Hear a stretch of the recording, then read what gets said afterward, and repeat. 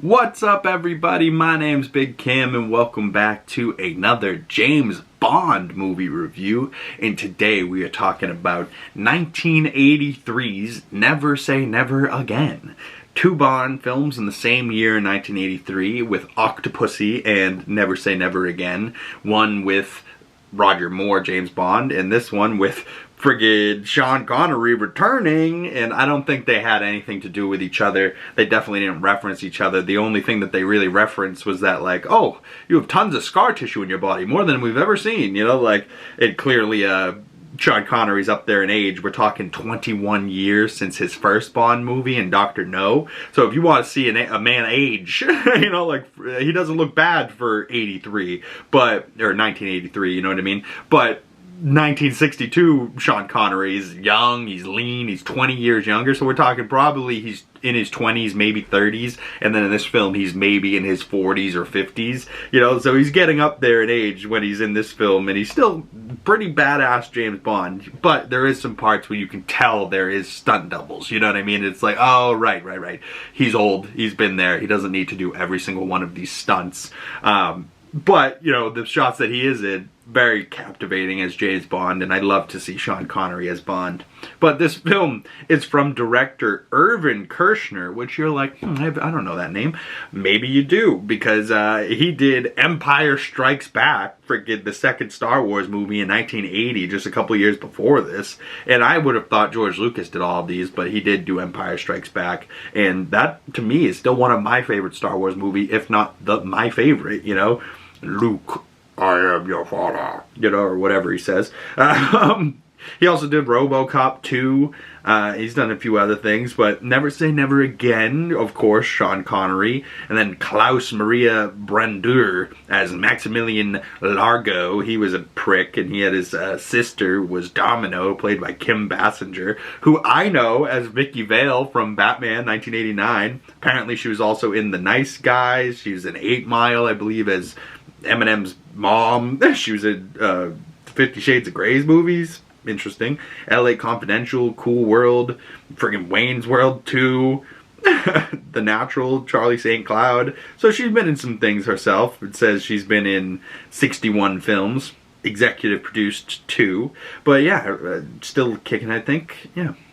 Kim Basinger, love to see it. And she's great as Domino and as Bond woman alongside Sean Connery. But I mean, the age gap had to have been crazy. You know, like Sean Connery was born in 1930. She was born in 53. So we're talking 83, she's 30. He's 50. You know, like, so a little 20-year age gap, and she's just like, whatever, it's Sean Connery. You know, like, or maybe she wasn't, but hopefully she wasn't creeped out during this filming of this movie, but it was the 80s, so it was a different time back then. But man, oh man, did she make a beautiful Bond girl, and just something about the blonde, you know, Kim Basinger at this age, I was like, oh my goodness, so gorgeous.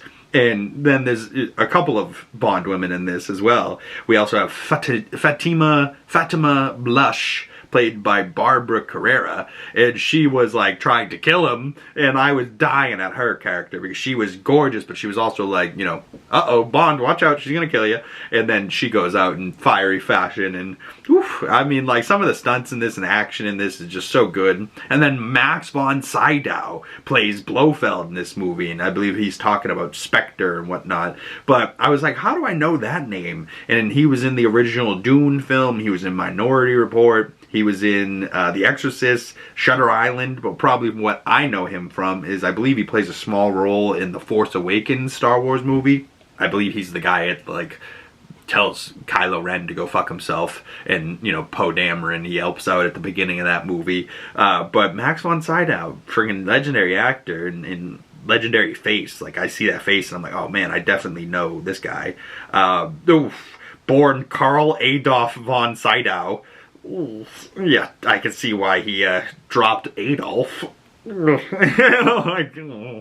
born in 1929 though, died in 2020. So rest in peace, Mr. Max von Sydow. But they had a new M, a new Q, a new Miss Moneypenny for this film, which all just kind of was like, if you're gonna bring him back, you gotta bring back the OGs. But maybe I think one of them passed away, I think M. So, you know, maybe the rest of them, they were like, all right, why don't we replace them all? And, you know, I doubt they thought he was going to be coming back for another Bond film. But I think, you know, it's still a decently good film, and like, I don't know if it's necessarily good, but it's certainly just captivating. And like, I love a Bond film. He's underwater, he's scuba diving, he's fighting sharks, he's on a motorcycle doing crazy motorcycle stunts, you know, chasing down somebody, and then they're trying to kill him, so he's got to escape away on the motorcycle. And like, it's just so good, you know. And like, as his last appearance as Bond, you know, he's got some gorgeous women around him. He, you know, defuses the bomb, saves the day, you know. Like, I was here for a lot of what was going on in this,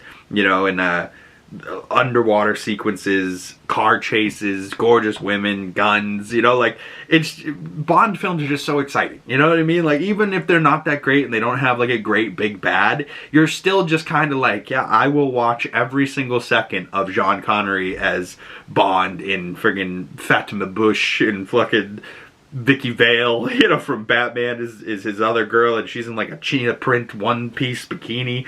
Like, my goodness, were things just different back in the 80s, and so many gorgeous women on set. I'm like, I would be in so much trouble. Like, I would be like probably everybody else from the 80s, and just, you know, just jaw on the ground, just like, look at all these gorgeous women. We're just walking around just like pretending like nothing's, you know, nothing to see here, you know. Like, and it's like, oh my goodness, I was born in the wrong era. I should have been born during the time of when Bond films were actually coming out, you know. And there hasn't been a Bond film since, what, 2021, I believe? But I don't think I saw that in theaters, and I probably should have, you know? Like, some of my greatest regrets is not seeing some of the Daniel Craig Bond films in theaters. And I think I saw, like, the second one, Quantum of Solace, when that came out with my father, and we both didn't like it, so we were both kind of like, alright.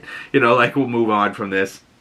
And there's some good parts in that, but there's some chase scenes and questionable editing in that Bond film where, like, you know, I would almost prefer the green screen bullshit that we see sometimes in these films. And, like, there was some early CG or early compositing in this film that you're like, wow, that doesn't necessarily hold up well, and that doesn't look good today. But it's still kind of like, wow, I wonder how they did this back in the 80s, you know, like, good for them.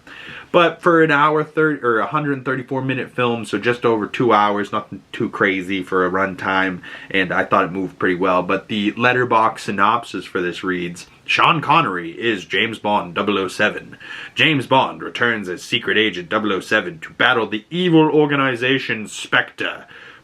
Bond must defeat Largo, who has stolen 2 atomic warheads for nuclear blackmail. But Bond has an ally in Largo's girlfriend in willowy Domino, who falls for Bond and seeks revenge. And yeah, she does fall for Bond, and Domino is great. Vicky Vale, she's awesome. But it says Bond, Largo's girlfriend. I'm pretty sure I heard him call her sister in the film at one point, but alright. Maybe that was on his, the director's Leia and Luke type bullshit, where like, oh, we're actually brother-sister, we're not love interests. And back in the 80s, that was like a big thing, where like, me growing up, I grew up watching Star Wars like 1, 2, 3, 4, 5, 6, rather than 4, 5, 6, 1, 2, 3, you know. So by the time we got to 4, I was already like, oh cool, like, we already met Darth Vader in 3. We saw how Anakin becomes Darth Vader. So like, when he goes, Luke, I am your father, probably the first time I saw that, I was surprised, but like, my real memories of it are watching it in order 1 all the way to 6, and like all in one day, just being like, Mom, these are the greatest films ever. And you know, early 2000s, we didn't know that Phantom Menace and Attack of the Clones were a bit slow. I didn't care because cell phones were the thing. I had all day. I was in the house, it snowed, I was watching Star Wars, baby, and I was perfectly fine with it. You know? But it also, you know, mentions Spectre in this, which obviously comes back to one of Daniel Craig's James Bond movies called Spectre, and that's one of the better Bond movies, actually. I love Spectre, and I love that, like, an organization like this is behind the scenes pulling the strings, and it's like in an earlier film like this, it's in previous films, and it continues on into films all the way into like the 2020s, 2010s. Like, that's crazy. But overall, I gave this film 3.5 out of 5 stars, about a 7 out of 10. If I had to give it a true 10 score, it's probably like a 7.5, 7.6. You know, just middle of the way, 7.5. You know, not necessarily an 8, not necessarily a 6, not necessarily just a 7 either, though. Just in the middle. And yeah, but not creeping, you know, towards one way or the other. It's about 7.5 for me. And yeah, I really liked it.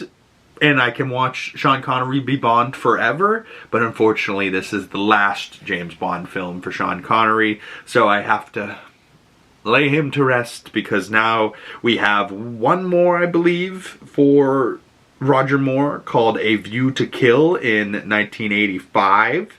And all of the James Bond collection right now is streaming on Netflix, so if you want to go check these out, now's a good time. And it looks like he's on the San Francisco Bridge in A View to Kill. And he's got a black gorgeous woman, a blonde gorgeous woman next to him. Yeah, I really like Roger Moore as an actor as well. So, you know, he's continuing on. Ooh, in this next one it looks like Christopher Walken might be the villain. Interesting. Okay, 1985's A View to Kill is up next for James Bond, so stay tuned for next Friday's movie review, and that will be the movie that comes out. And we got Roger Moore and Christopher Walken in that, so I'm here for it, man. Hell yeah. But I'll also be trying to do some more Oscar Best Picture nominees. I just watched The Secret Agent recently, and I'm planning to watch Marty Supreme very soon, Sentimental Value, Hamnet, and there was one other one that I needed to watch as well. Train Dreams, maybe. I think that's on Netflix too. So comment below anybody that's interested in the Oscar Best Picture winners, or just interested in Bond. I'd love to hear your thoughts on them. Who's your favorite Bond? What's your favorite Bond film? I'd love to hear your thoughts down in the comment section below, or you can send them to me on my other social medias. Links for those down in the description below. And if you've made it this far into the video and you'd like to support the channel, the best way of doing that is dropping a like on this video, commenting down below, subscribing if you haven't already, and make sure you hit that bell so you don't miss future movie reviews and you get the notifications when those come out. Once again, my name is Big Cam. Thank you guys so much, and I will see you beautiful people in the next video. Peace.